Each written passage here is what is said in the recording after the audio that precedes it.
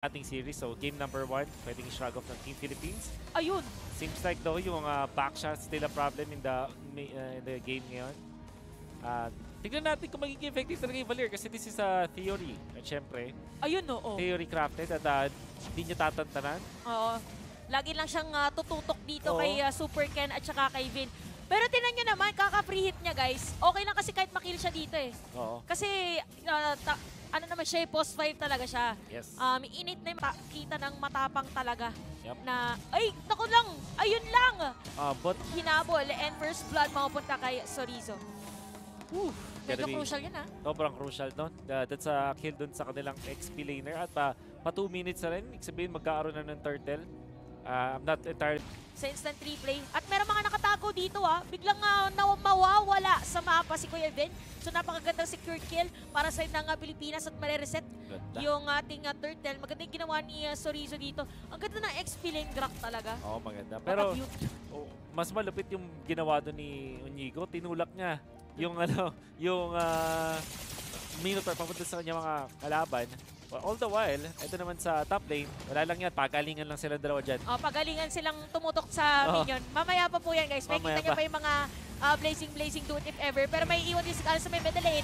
Makakuha ni Super Ken. Yung turtle objective at meron pa nga knock up na makukuha doon pero Appraiser's not gagamitin Saison with a kill habang Sorizo hahabulin yung tatlong players. Meron pero airstrike para kay Arcangel.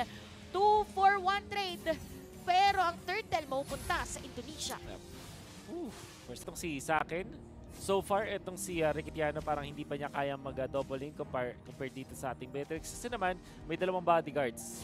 Itong si Navari at saka itong Minotaur. Legit na guys, legit na bodyguard kasi meron ka ng dadaan na, lalagay yung red carpet. Oo, Tapos maghihil-hil lang exactly. basta-basta. Yung kanaganaan sa guys, sa Novaria. Okay lang kahit malayo siya eh. Magbibitaw lang siya ng skill, ang lawak ng range. So definitely Indonesia ngayon sila ang lumalamang and we have another turtle objective. Take note na kanina yung tatlo ay napunta sa Indonesia at ang play yata nila babawasan muna ng Boy si Canon. Yes, exactly. Yun yung gusto ko sabihin dito with the poke. Buti na lang na-dodge ni Canon yung isang plato. So nakagalaw siya ng konti. Hindi na na-reset yung cooldown ng plato dito ni Super Ken onto him. But then again, Team Philippines will try to go for the 50-50 once again. Naku, parang napanood na natin to kanina ng first turtle. Meron paggamit Yan doon natin. pero Super Ken again with a retribution. Kuhang-kuha ang turtle. At dahil doon may iwan pa nga yata siya. Free hit doon sa Barangay si Moreno. Si Canon dito mawala ng buhay pero napakakunat lang din naman. Hinarangan ang Appraiser's Rod para kay Saison. Hindi pwedeng makuha yung turtle. Siya. Kaya umalis, kaya hinayaan na lang din nila. Kaya hindi na rin humabol pa yung mga players ng Indonesia. So halo to ng lamig at init na game guys kasi parang nag-aanulahan muna. Nag-aabahan yung mga players natin. Pero Unigo ginamit ng ultimate niya at mukhang hindi na yata makakatakas. Saktong-sakto! Grabe. Saken! Sabi dito ni Saken, pero Blazing Dude gagamitin ng Riquitiano. Wala pang damage dahil 6 minutes pa lang din naman. Oh Pero my may charge para kay Sorizo. Galing sa hindi natin malaman na lugar pero hindi na patatakasin pa Arcangel with a kill. At mukhang ang Indonesia ngayon makakasira pa nga ng Torre doon sa may top lane. Ulit para kay Sorizo. At makakita na tayo ngayon ng changing ng lanes, switching ng lanes para sa side ng Indonesia. Panibagong turtle objectives, Arcangel ang target nila. Mabilis na mag-wings by wings. Kaya naman, yung ating turtle magpupunta sa Pilipinas. Merong thought with energy eruption. Riquitiano fleet lang din. Pero siya target dito Sorizo. Same with players of Indonesia. Blazing to it. Sama mo na rin ang pag-clean na minion wave. Super Ken na napakakunat pero hindi pa rin sapat. At he is gonna be down. Pero bottom lane, mayroong free hit kay Saken. Yep. Parang may trade, laging may trade Magaling mag-trade ito Indonesia. Pero still, again, this is happening to be an... At uunahin ng Pilipinas na makapag-clear. Kailangan nilang pumantay dito ng push. So hindi din talaga tinatapatan ni Riquitiano yung Beatrix ng Indonesia. Kasi alam nila lamang Ayan, si Saken. Uy! Si Canon parang malakanon ball. Canon moment sa may bottom lane. Like, wrecking ball, nakakuha siya ng napaka-importante kill at kay ano pa yun sa isang gold laner. Ang nakakagulat dito is, meron pa siyang flicker na ginamit pero Naya-tops pa rin siya. Of course, may flicker din naman dun si Teresa. So, ito yung biglang malaking change para sa Team Philippines. True. Nahanap agad nila yung pinaka-importanting target and pwede sila mag-push dun sa may bottom lane. Unless may depensa, tatlo na ng Indonesia. Oo, dalawang bouncer, tas merong isang nasa gitna. And Novaria pwede mag-free hit. Novaria dito ay magkakaroon ng isang magandang pagkakashoot. Binato ng Planeta and Moreno with a kill. Hindi na sapat yung feather airstrike doon ni Arcangel.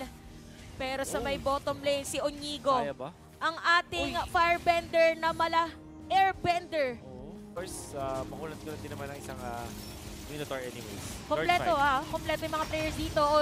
Super ka again with the retribution, saktong-sakto. Tapos sabi nila, kanina pa kasi, na nangyayari na after. Aray! Second time around! Aray! Second time around para kay Saken. Sakto kay Onyego kanina sa top lane. Ngayon naman after ng turtle, pero middle lane ang bawi ng Pilipinas. Hindi pa tapos. Pero penalty zone. Cannon with a kill. Sabi ng Philippines, okay lang. Okay lang kahit makuha nila yung Lord. Kailangan natin umabante. So, makapag-defend lang din sila. You still have the Valier to defend that. Hindi pala. Naku, nawala bigla. Parang, oh my God. Oh my G! Dalawa yun at tapos masasalipan ni Cannon yung damage. Kaya naman buhay pa rin dito si Saison. At mukhang pagpapawisan muna ngayon ang mga players na Indonesia. Kasi regardless, hindi nila nagamit yung Lord na nakuha nila kanina. Teamfight for sure ay magiging magtugo. But commendable din dito talaga si Arcangel kasi 207, hindi pa rin siya nakukuha at hindi nakikita pero nakita na si Super Ken. Liko muna ulit mga players dahil delikado. Sayang naman yung kanilang pag-a-advance na minion kapag ka nahabol because of that. Arcangel now, meron ng Divine Glaive. Masakit-sakit na rin yung damage output niya at 12 minutes in. May nahuli sila ito which is probably gonna be Super Ken. Kaso ang dami din naman ni... Na-reveal. Na-revealing area. Dito yung mga tropa Oh ng Philippines tapos free dito si Kitiano. Naka-steady pa rin. Nakaabang yung Blazing Duet pero meron pinuhos Fury. Ako nabaliktad pa nga. Ginamit na dito yung Blazing Duet. Tapos si Kitiano si Saken ang target niya. Sa akin, Arcangel ay makakakuha ng kill na yun at make it a double kill para dito kay Saison. Habang yung middle lane, diretso lang muna sa objectives at Pilipinas. Magingay dahil sila na ngayon ang lamang. Oh, what a play from Rekitiano. At maganda rin yung itemization niya. This is totally unexpected para sa Indonesia na may Wind of Nature siya na priority. At nung napansin niya na nagamit na yung Minoan Fury, dalawang, pati yung first kill, di ba pag Minoan Fury ka, parang technically may first kill ka pa na may knock-up. After nun, na-overcommit na nga ng side ng Indonesia, including yung wild charge, nagkaroon na siya ng free pass. Biglang green light na, pwede ka nang lumipat ngayon, Rekitiano. And that's exactly what he did. Gamit yung kanyang Wind of Nature, nahanap niya dun si Beatrix, and even after the flicker, nahabol pa rin ni Rekitiano because of the Electro Flash at syempre itong kanyang Blazing Duet. Lahat na ng pwedeng gamitin, kaya naman isang malakas makikita natin na makukuha ng Pilipinas.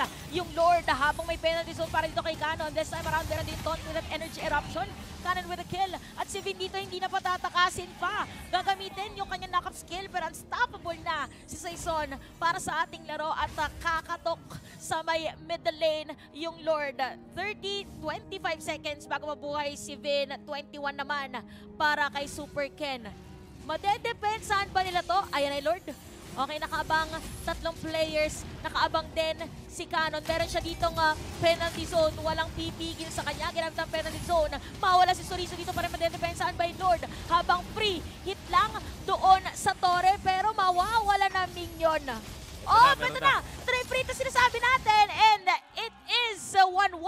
Game 2. Pilipinas ang magwawagi. Yeah, way better.